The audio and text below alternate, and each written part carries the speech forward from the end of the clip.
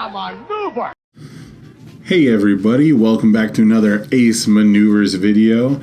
And in this one, I'm going to be breaking down the current format or meta-analysis and give my thoughts on a potential ban list, I guess you could say. So in this interview from Orlando, I talk about the format that I find myself in, and the two things I focus on is ramping foundations, either readying them or building in ready foundations, and clearing the card pool or otherwise, progressive difficulty shenanigans. I think that they kind of meet the same ends there. So when it comes to the top 16, I figured we'd go through and we would just look to see if these two elements are present in every deck. The other elements that you're going to see a lot are card draw or card selection, of course, which is very normal for card games, and then repeatable damage bonuses.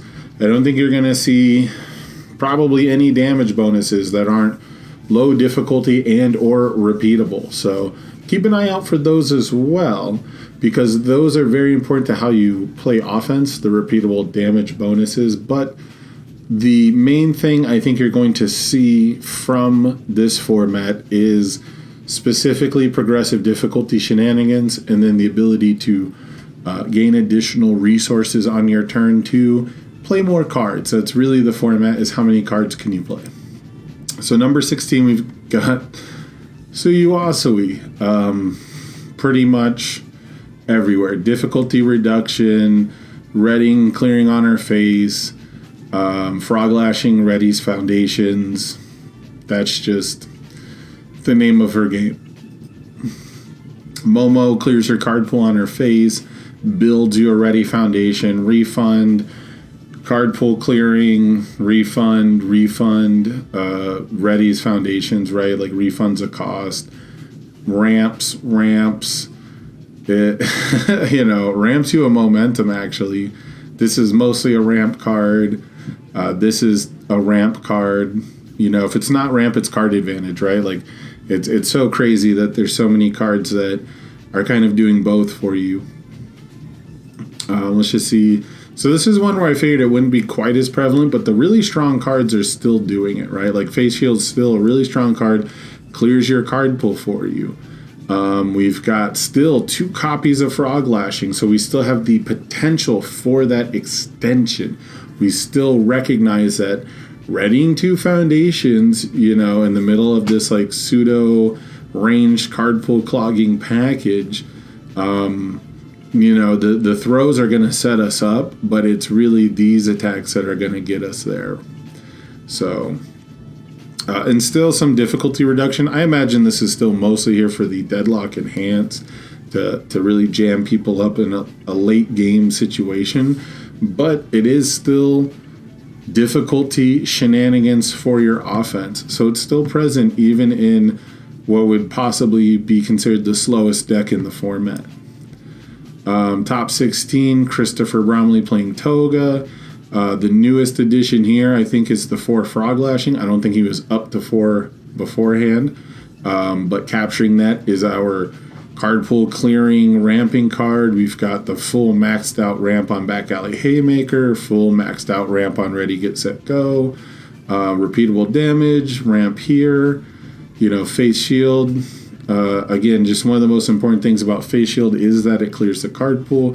And then Someone with Style. Bromley was huge on this card, and the main thing it's going to do in most scenarios is just destroy a foundation once per turn and ready itself. So it's like a make your own amphibious for those who can't clear their card pool. And I think what people are really getting upset about is you're seeing 4 of this card, in decks that don't flip their own foundations necessarily, because of the combination of Back Alley Haymaker and Tight Lipped to make sure that you're always going to get maximum value out of this card. Jesse Perez, Nomu. Nomu kind of doing the opposite. We'll say Nomu's like sort of our counter meta, because he's got a couple of attacks that destroy your foundations, that try to reset your ramp, if you will. And it's not really readying foundations because it's maximizing the the output it gets from its attacks, right? But even still, the traces are still here. +2 to your check to play an attack. Check bonuses help you play more cards. They count into that ramp/progressive difficulty kind of world. It's really interesting because there's a lot of ways to accomplish the same thing. If I had +5 to all my checks, I would essentially be ignoring the first 5 cards of progressive difficulty, right? So check bonus prevents me from committing cards. I don't have to ready them, but this card also readies itself. So it still refunds a cost. It still is essentially free if you're only going to use it that one time as a stun hate card. Readying Foundations counts a lot towards that. So still the traces of it in this deck, learning the standards as a defensive piece to sort of make you clog your own card pool to mess with progressive difficulty defensively. Sorry. This is sort of what I see as like a counter meta deck. And I really want to see the iterations on Nomu. I'd like to see Nomu really do like some kind of cool game plan soon. Maybe get some sort of gimmick going besides just card draw and pick a zone, exhaust the zone kind of a thing. Really, really hurt by coordinated effort ban, which coordinated effort cleared your card pool, ramped you a foundation, and helped you recur attacks. So a deck that was way more valid with coordinated effort around, I think. Hanta Zero, this is probably going to round out our decks that aren't all in on the progressive difficulty shenanigans. However, very important, 4X requesting assistance, 4X desperate times, 0 gotcha. It's not that we're overloaded on low blocks either, but we have the 0 gotcha because we prioritized readying foundations. We prioritized refunding our costs and playing more cards. Also, 4 Crow and Frog. So this is a deck that these choices to me are telling me that the volume of attacks we can output are so important that we are, basically foregoing any of our own synergies. We're foregoing basically any Hanta cards, right? There's no 0 attacks. And then we have Think Fast for our bonus, our +1/+1. We have Tape because it's an amazing piece, right? But outside of that, we're not really using like the 0 gimmicky attacks and things like that. And a lot of that's due to the fact that they have additional costs attached to them to force you to commit foundations. And instead, we're just saying we want to draw more and we want to play more cards, I did hear that they were using Giant Bite Detention to shuffle one block zone into someone's deck and then change all their attacks to the opposite zone. So like making you shuffle all your low blocks in and then making all their attacks highs. I think that's hilarious. However, it's important to note that if you play 2 Crow and Frog and then play a Giant Bite Detention, this is now a 4 difficulty 6 high for 7, which is much less fair than the originally intended 6 difficulty 6 high for 7. So getting rid of progressive difficulty for a combo attack is a big deal. And speaking of progressive difficulty with combo attacks, that's what I lost to. That's why I ended up in top 16. And my deck is just full of this. Ricochet Charge leaves, Unwavering Slash readies things, and ramps me a whole asset, which the asset will probably ready something for me during a turn just to make sure I don't fail. Soundwave stacks my checks to make sure that I don't fail. I think that sort of fits into the ramp section, right? Where, basically we're just trying to play as many cards as possible at the end of the day when we talk about both the ramp and the card pool clearing coming together. Check bonuses go a long way towards that, and Denki himself clears my entire card pool. So Amphibious readying things, Destin making sure I don't commit them in the first place, guaranteeing good checks. It sort of functions the same as ramp in a lot of ways. Requesting assistance, just absolutely the gem of this deck. I kept nearly any hand where I saw 2 of these. I would play 2 of these by themselves over most foundations in a pair. So it definitely a big part of this strategy. And of course, it's the reason I'm talking about it, right? I built my deck with these things in mind. And then top 8 is Tokoyami, who instead of clearing his card pool, just decides to ignore half the cards in his card pool. Crow and Frog does both of these things. I'm tempted to call this the Crow and Frog format, if only because even though one of them is gated to Asui and Tokoyami, both of these enhances are doing exactly what I'm talking about. They are refunding your ability to play cards and making it easier to play cards after it. It is strictly a volume play, you know. Even when Asui plays this checks a 5, most of the time she's going to draw a card with passing the torch and then ready it, right? Like the ones that are playing Crone Frog are typically on the life symbol. Even still, you can refund a self-assured for a zone change and then cash it in for card draw. That's another really common play I've seen. Refunding Irrefutable when you check well is huge, but for the most part, it's just making sure that at worst it's a 4 difficulty and really it's negative difficulty going forward. Just an amazing card, and really afraid to see.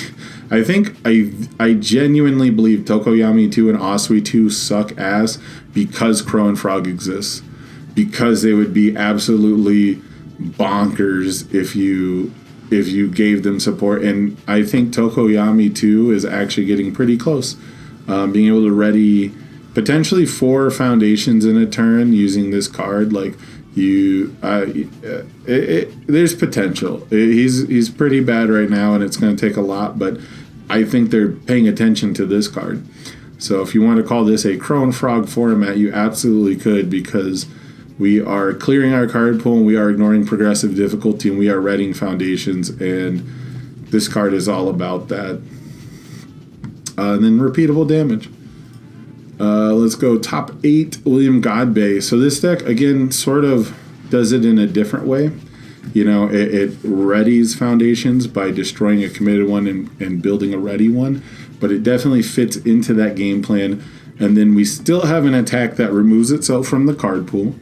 And if it does happen to ramp us a momentum resource, we can use Capture Evildoers, which we have 2 more in the sideboard, to clear our card pool even more. Capture Evildoers was insanely important to Chris Smith winning with All Might 3.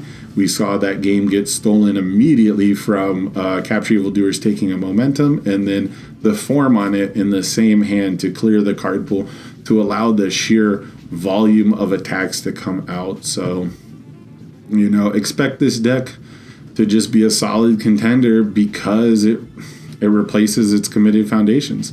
Right, you're almost always at +2 your actual foundation count. Pretty much any time you can have committed foundations to blow up, and then he's got repeatable damage. So, just a very strong character with a really strong gimmick that fits in a subtle way. In a subtle way, it really fits into this Crow and Frog format, as I'm now going to refer to it for the rest of this video. You know, Howitzer Impact is a sick card in him with the difficulty reduction. You know, Touch of Decay, commit 1 foundation. If it's blocked, add it to your hand. You get to blow that up and replace it. Absolutely sick card. I actually really like this list a lot more than the Earth one because it does cool things. But the Earth one, as we'll see later, does a lot more of the Crow and Frog stuff. Top 8, Jose Narono. Here's the combo attack that ignores progressive difficulty, which then allows you to play the card that ramps you and shuffles through. You know, it draws you cards, it replaces your committed foundation, and it gives you an asset. You know, if that's not ramp, I don't know what is.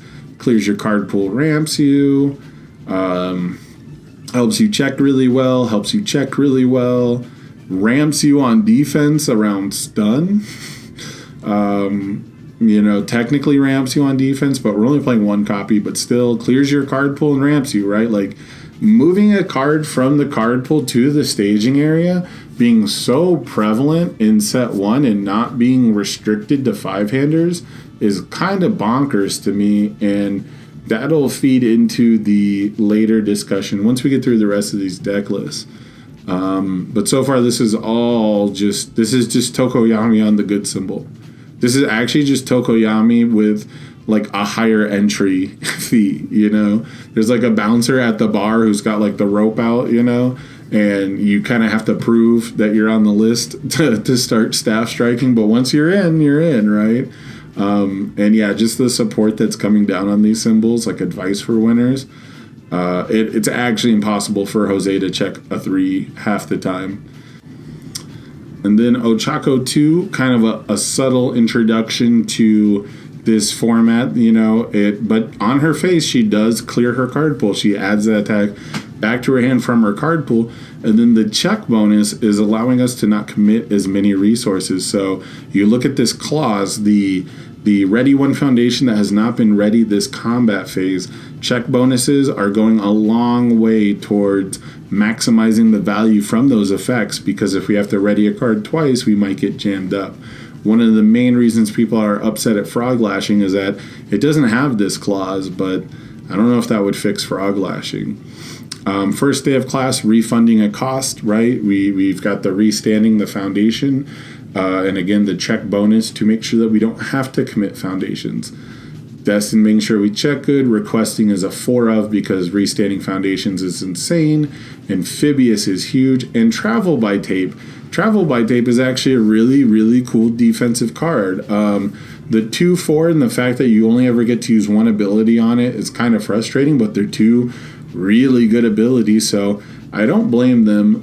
If I was playing a more even-keeled deck, or like even a slightly slower deck like Ochako 2, probably could have fit these in. Probably could have sided some of these along with Wall Clings, but I didn't face any throw decks. If I fought any throw decks, I'd probably take that back. You know, I'd be looking at my Travel by Tape like it doesn't matter what zone these are.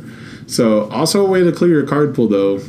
You know, just to put that out there. Defensive amphibious enabler.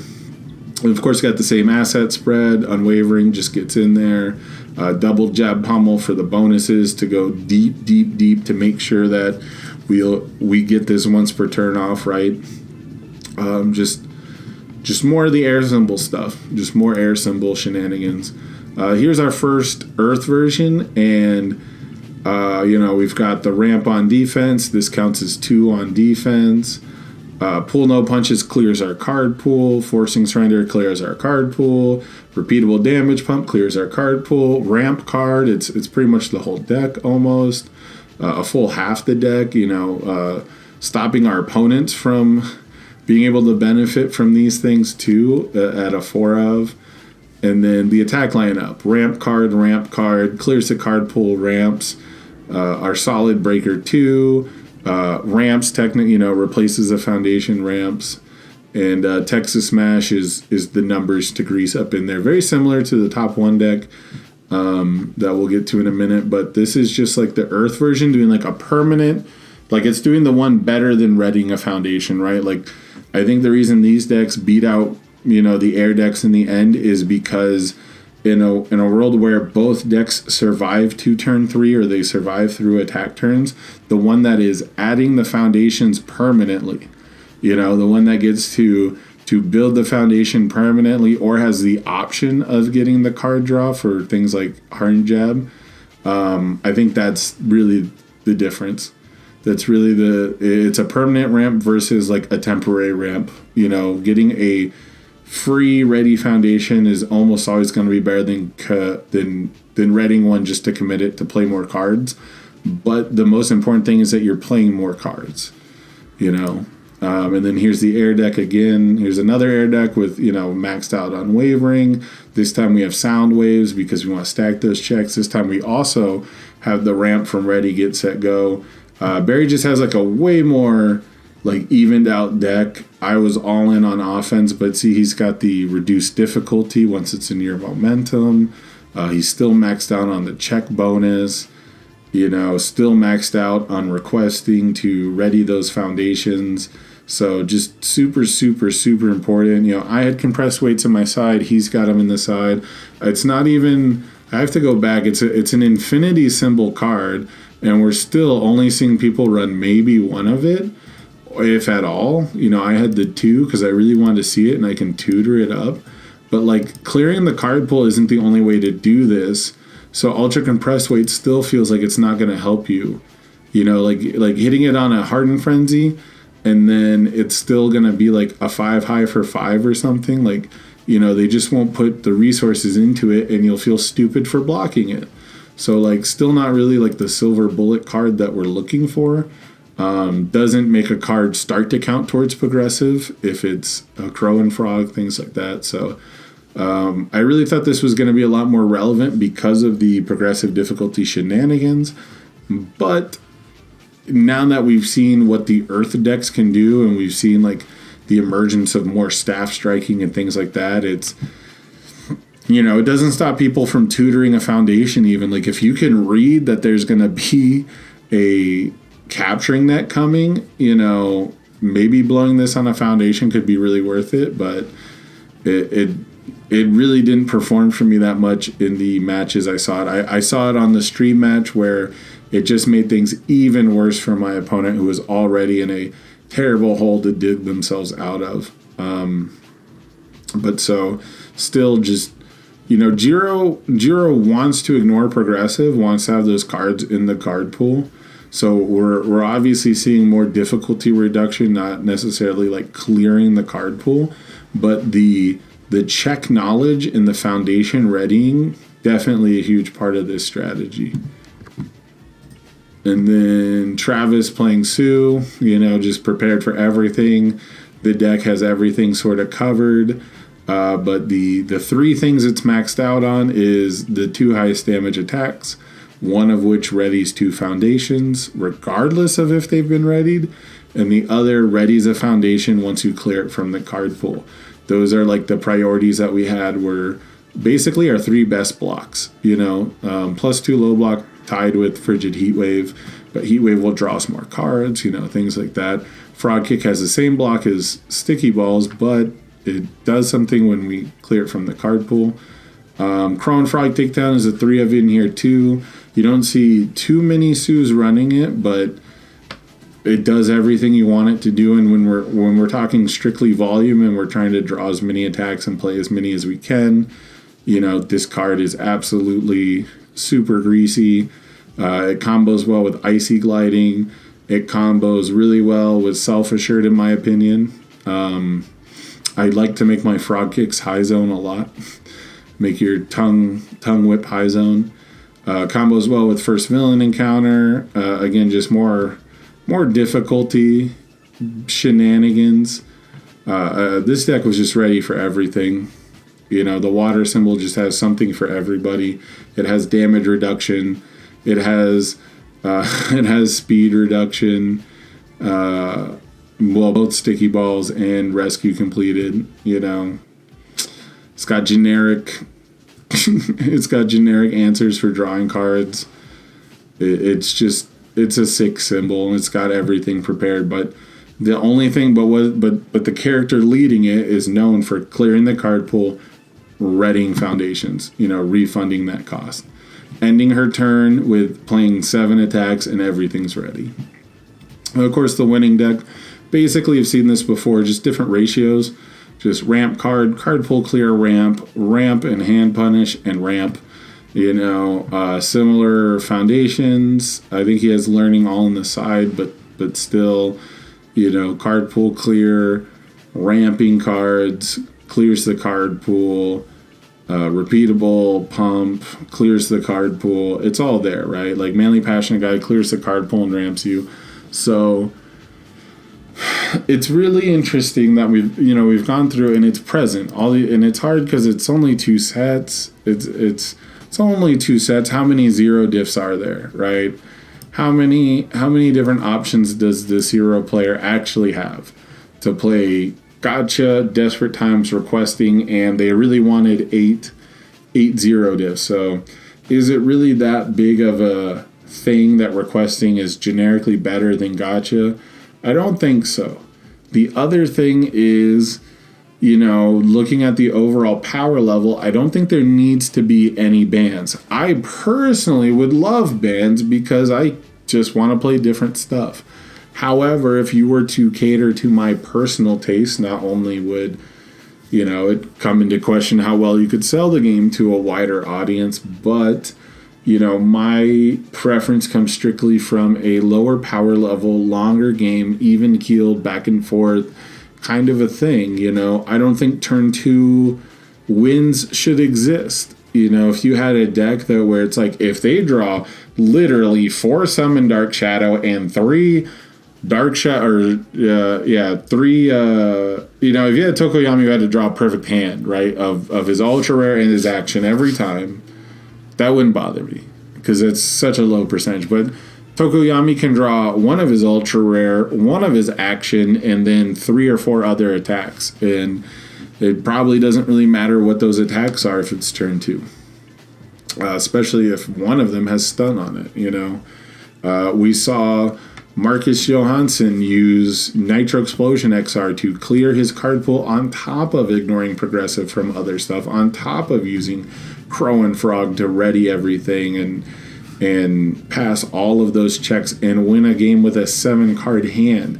I had 9 card hands that I won with throughout my tournament just from filtering and drawing off of Unwavering and all the different things that my deck could do by clearing its card pool once per game. So power level wise, I think people are upset at Frog Lashing strictly because it is doing what other decks are trying to do. Sue Asui is doing things on her face that other decks are attempting to do to be successful. To be completely reductionist about it, all the decks in the format are trying to either look like an Asui deck or look like a Kirishima 1 deck. And the decks in the top 2 are an Asui deck doing its best I'm Asui impression, and a Kirishima 2 deck that is doing its best Kirishima 1 impression. And we learned from Kirishima 1 that the ultra consistency of coordinated effort and of getting to pick those cards up and to ramp on his, as an enhance were too strong. I don't think these decks necessarily come with that same level of consistency. I don't think that they necessarily come with the same level of selection for attacks and block zones and staying alive.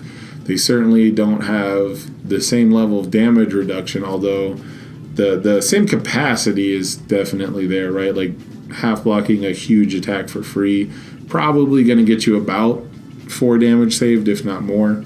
I think the Kirishima response I saw against was like a 13 damage, 1.3 million, so they got more than Kirishima 1's damage reduction out of it.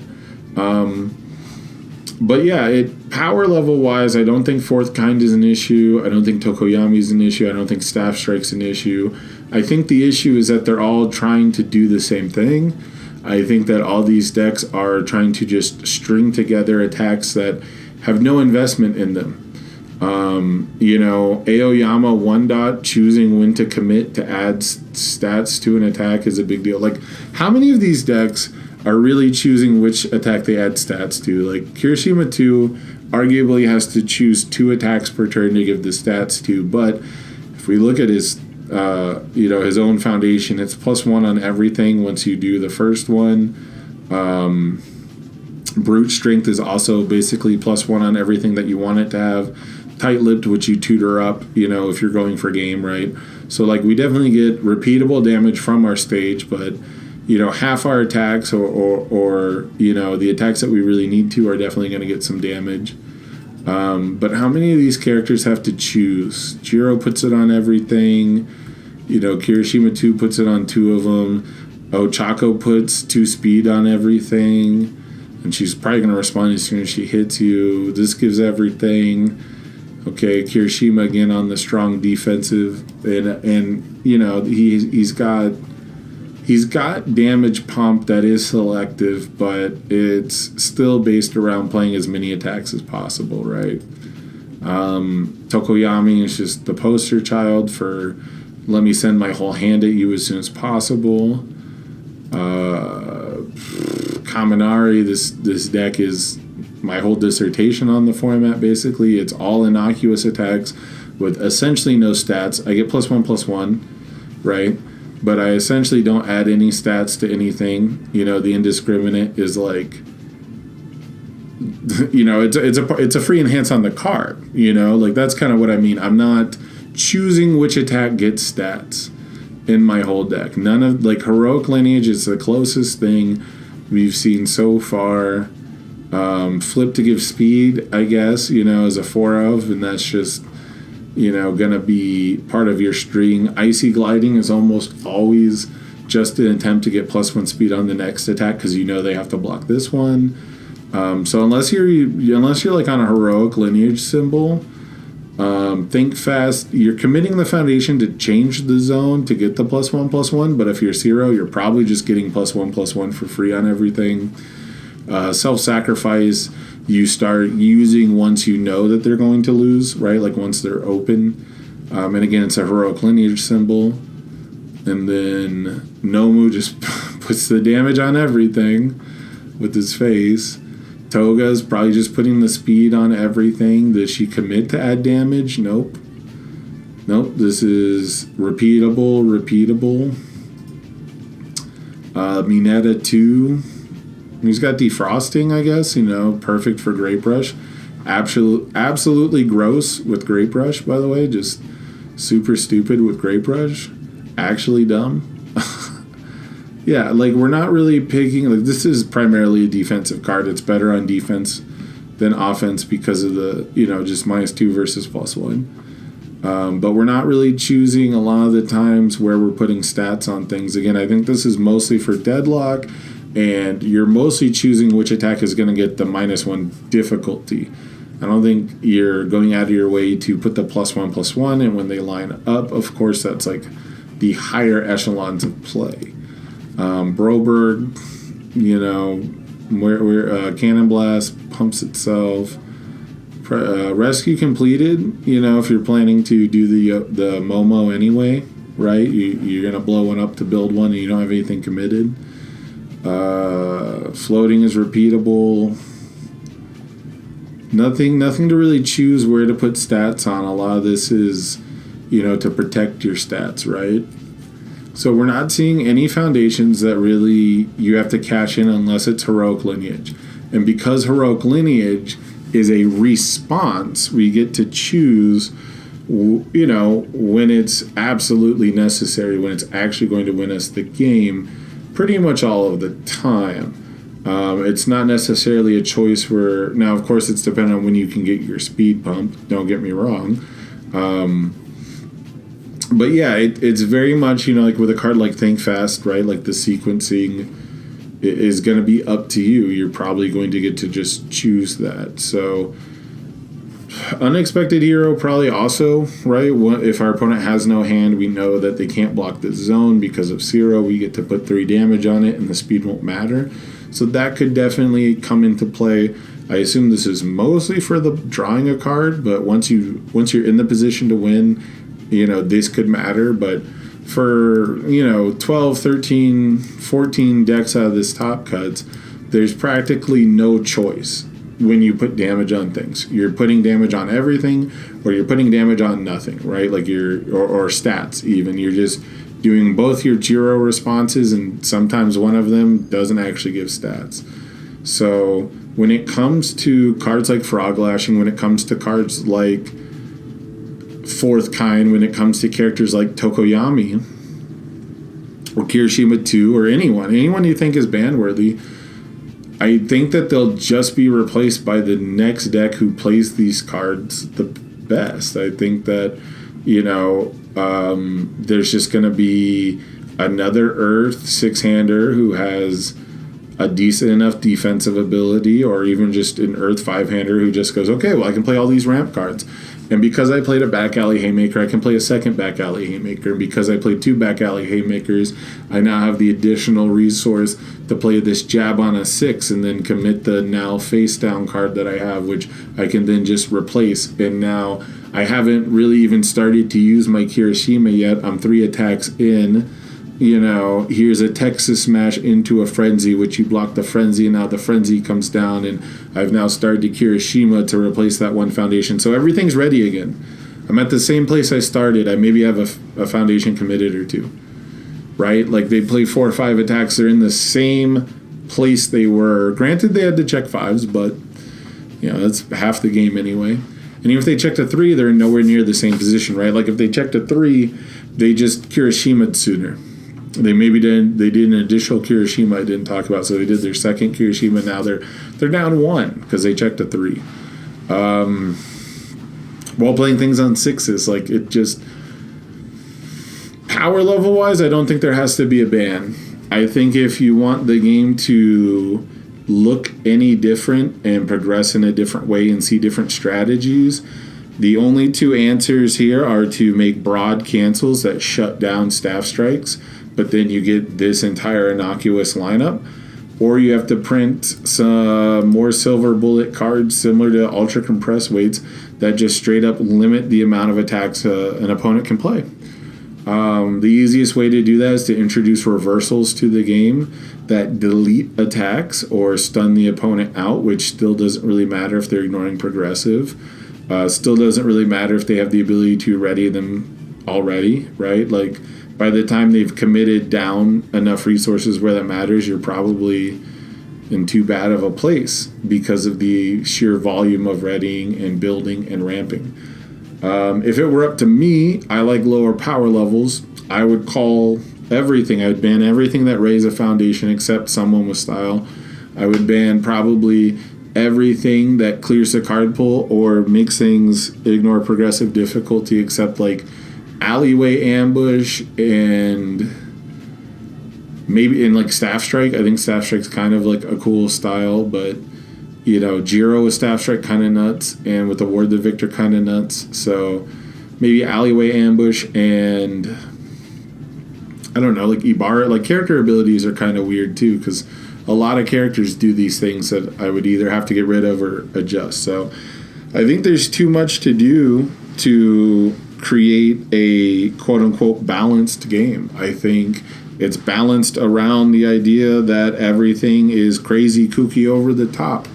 And that's kind of where Standard was when we last left it. So the only thing that's different is numbers. And I'm afraid that you're going to be seeing these same decks that sling 5, 6, 7 attacks at you and don't commit anything and can't possibly fail these checks and have almost zero risk to throw them are going to end up with just higher damage attacks.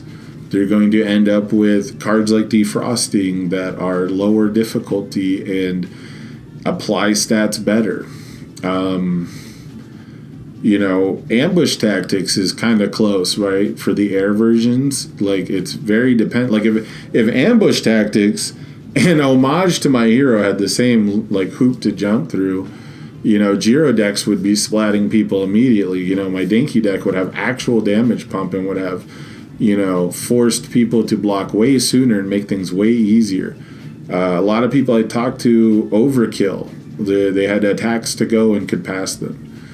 People scooping while they're still ready foundations and they have 2 attacks in hand. I don't think I ever got killed for exact lethal the whole tournament. I don't think there was ever an exact lethal turn. Offense is just either working and it's a huge locomotive. The one time I think it mattered was in the stream game that I played where my opponent didn't actually get to play the game because their deck screwed them over. I would have checked a 2 to play my next attack. Like I was like, okay, I have to win here or it doesn't matter, or I have to play another card, which I could pass, and it was a 2. So like that didn't even come into play, and that's the closest I had to dealing with that. So right now it feels like you drop your second turn hand and you're trying to have a super good, great God combo hand. And if not, you then start to look at what type of deck you are. There's definitely defensive decks out there. I wouldn't say the Kirishima deck is purely an aggro deck, right? But because of the game's mechanics, he definitely can just pop off a super long aggro turn. All these cards just, punch above their weight in one way or another. And that's kind of, I guess, what attacks are supposed to do, like the synergistic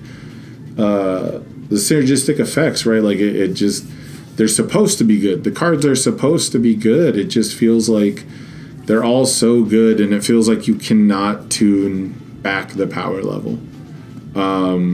Again, unless you make like really strong silver bullet shutdown cards, which will just, more like, unless it says your turn ends, unless it actually says you cannot play attacks for the rest of the turn, or some kind of hard rule, we're already seeing decks that are getting around card pool clog. We're seeing decks that are already ignoring progressive to ignore card pool clog. They're already building the foundation down, from their card pool to their stage. So it is, I don't know what they can do. Every time we see a big, spooky, scary defensive deck, the two things that are pretty consistent are either everyone was wrong and it doesn't perform, or it slots in the easiest possible low cost, like low risk offense and just strings people. So that's my take on it.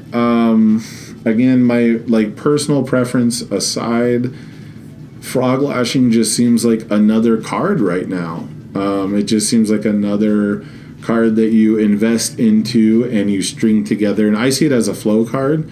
I think that people thinking you have to play it at the very end are kind of whack. I do understand that the damage on it matters, but it's not, I don't feel like I have to make sure that I flip everything and send it for the highest damage total. Most of the time I'm sending it to ready resources to play more attacks because they're all high enough damage. They're all doing enough. And yeah, so that's just where I'm at. I think that ban-wise, I don't think you can afford to ban anything that doesn't just leave something else at the cream of the crop, right? I don't think that banning any one particular character solves the format. I don't think that banning one particular attack or action or card from a deck really slows that deck down. I guess banning Frog Lashing would slow the Sue decks down, right? If you take Frog Lashing out, she has to work way, way, way harder to get there. She probably starts playing Cannon Blast, all the versions start just playing Cannon Blast to get those numbers back. So there's maybe that, but I think if you try to nuke Sue out of the top spot in the format, every other one of these decks is just trying to be Sue. Well, not Nomu. Almost every one of these decks in some way or another, they're just trying to be Sue. They're just trying to clear their card pool. They're trying to send big dunks at you, and they're trying to have, enough defense to see their next turn. And if not, they're the aggro decks are just trying to perfect the Tokoyami and Sue, the Crow and Frog offense. The defensive decks are trying to do what Sue does and block every single thing and clog your card pool. So I think we're in a Crow and Frog format, and I think the only possible way we're getting out of it is to see attacks that add higher numbers. They've done a great job with adding +1s and +2s to everything. Think Fast, Summon Dark Shadow, +1/+1, Stronger Darkness, repeatable +1. All that stuff's great, but I think we're going to see more cards like Sugar Rush Power Up. I think we're going to see more cards like the new Bakugo combo attack, the one that you discard a momentum, blow up 4 foundations, and get damage bonuses. That one should be a 9 damage-ish attack, right? So, yeah, you're going to see higher numbers. And Fourth Kind is part of that. Fourth Kind is he cheats difficulty, and he adds a shitload of numbers. And that's what you're going to see. You're going to see people still playing this game plan, still trying to play as many cards as they possibly can in a turn. And it's going to come down to how big your numbers get. And I think that we're going to see a Kirishima, we're going to see a character who ramps and adds 3 damage next. Or it's going to be a character who ramps and adds +2 or -2. So they're just statistically better on defense. I think we're going to see a character like Ingenium. Ingenium to Jiro. His is just once per turn. And it requires less investment, but as soon as Jiro plays her second attack, she's got way more stats than he gives. So, these characters that have repeatable stats on everything and are doing the card pool clearing stuff, like, I don't know how you change that. I don't know what set 3 could possibly hold that will bring this style of play into check or give us a different style. And off the top of my head, the only thing that makes sense is throws or discard. You know, things that prevent you from actually blocking to force offense through. So that way you don't have to play as many cards. And then on top of that, just really, really strong effects on your opponent's turn that literally tell them they're not allowed to play more cards. Because committing your opponent's foundations isn't really working. Stuffing their card pool isn't really working. Right now, it's about how good is your hand all together as like one cohesive sort of combo hand.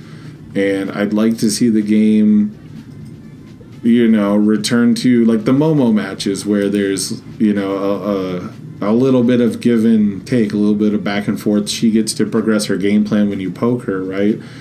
We were upset that Kirishima got to build on the opponent's turn.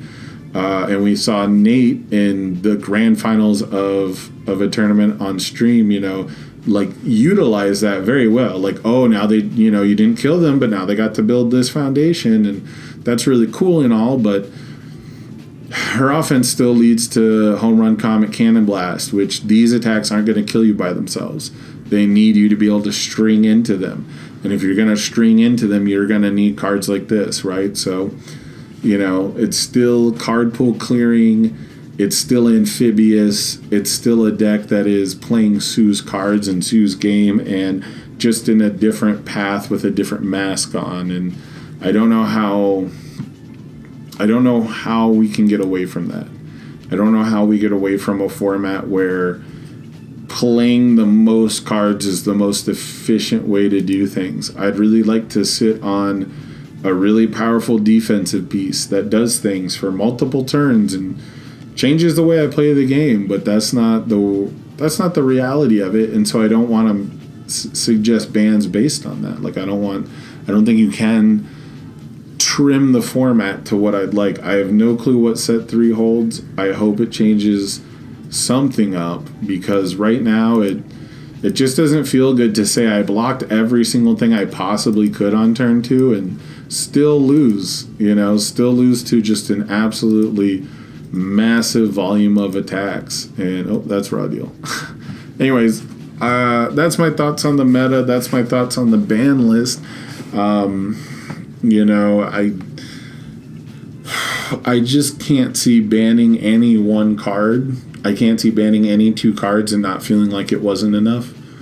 If it were up to me, I would ban entire genres of cards to basically force people to play 3 or 4 turns. But, you know, they're afraid of stalemates. And stalemates in this game can happen pretty quickly or very easily based on the fact that every card with a block is a counter spell. You know, every card with a block can prevent damage. So if attacks are lackluster and don't progress the game very well, or you can't play a ton of them, then you do end up where it's like, okay, well, you played 3 or 4 attacks and I blocked 3 or 4 attacks and now I draw a brand new hand and I can play 3 or 4 attacks and you only have 3 cards in hand. You block all 3, only 1 deals damage. And with the life gain, you can gain that back. And so I understand it. I understand where they don't want things to get stalemated just based off of lackluster attacks being blocked by simple block modifiers. But if the entire game is going to continue to just be based on ignoring the cost of playing additional cards and refunding the cost of playing all of these cards and synergizing with refunding the cost of playing all these cards, right? I think that this is working as intended, guys. I think this is the game now. So, yeah, if your deck is not doing these things, you know, and you're frustrated with the format and you'd like to see some things banned or removed, maybe you'll have to change your deck to do some of these things or figure out that combination that we haven't figured out to stop it yet, because clogging your card pool doesn't work. Ultra compressed weights doesn't really work. And, half these cards that are being built are going to be face down anyway. So things like learning the standards don't really combat that. A lot of answers right now are kind of specific, and I like that. But then they don't really get played or utilized very often because they are too specific, Only one copy of ultra compressed weights. Why? Because Tokoyami doesn't clear his card pool. Kirishima 2 clears his card pool with one card, maybe two, with pull no punches, and it's modular. It's not really telegraphed. So yeah, I don't know what you do. I don't know what you do to change the format, because a ban doesn't change it. I don't think a single ban changes it. I think multiple bans would hurt the game too much financially, as a reality. And I think that they very much intended for the game to be high power level. I think they wanted to show off the crazy kooky things you can do with this game. And because of that, similar to Yu-Gi-Oh!, similar to Pokemon, because it's not strictly gated around having a resource in play to spend, I think that the format has completely gravitated towards going through your whole deck and playing all the cards on your turn that you can. So if you guys can think of any one card or maybe two cards to ban to bring things back into parity with the format, if you think that Asui should be banned specifically because all these other decks are trying to be her, in my opinion, at least, if they're trying to do the things that she clearly just does on her face, right, that she is the best at, let me know down in the comments below. I would really like to hear your guys' take on this. One of the reasons I started a YouTube channel was to promote the actual discussion and to get more takes from other people, to get more interaction, more involvement with the community. So let me know what you would ban. Let me know what you would get rid of. Officially, my stance is no actual power level bans, but also unofficially, my stance is ban every card that raises a foundation, every card that clears a card pool and or ignores progressive difficulty, and ban every card that gives you fast momentum, because then you can gate cards around the ability to play so many of them based on 5 checks. You can gate cards around your ability to pay costs on certain foundations and make better commit foundations. And I think that with no fast momentum, you can gate cards around having momentum. If there was absolutely no way to get momentum for Asui other than hitting the opponent, then Frog Lashing could easily have discard 1 momentum. This attack gets +1 damage for each of your ready face downs, and I don't think we could complain about that at all. She would have had to attack you twice. She would have had to bring you down low twice, more than once, and having momentum would be like an actual hurdle for her to unlock this ability.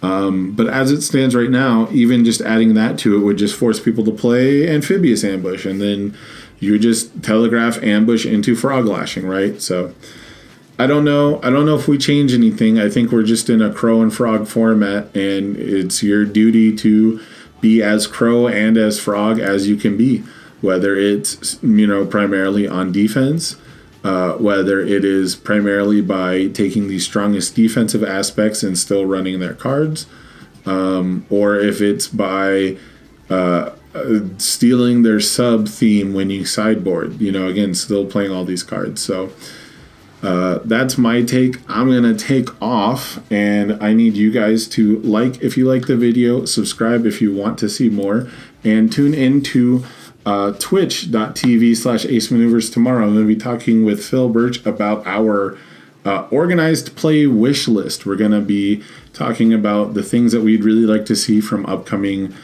organized play seasons, probably this winter, next year, whenever. I know a lot of things are already locked in for Jasco right now, so there's a lot coming down the pipeline. Orange Card, Blue Card Thursday at 6 p.m. I'm going to be having Andrew Holder, Travis T, and Zach Pasley on, and we're going to do a roundtable discussion about what it's like to be in grand finals, what it's like to make a deep run, and most importantly, I want to talk to Zach about what his deck was doing to make it to top tables, because his card pool clearing was pretty much based around one card. So those are all very interesting topics to me. I hope they're interesting topics to you guys, and I hope you check them all out in the future. I will see you all. I am Sam Tate, aka Ace Maneuvers.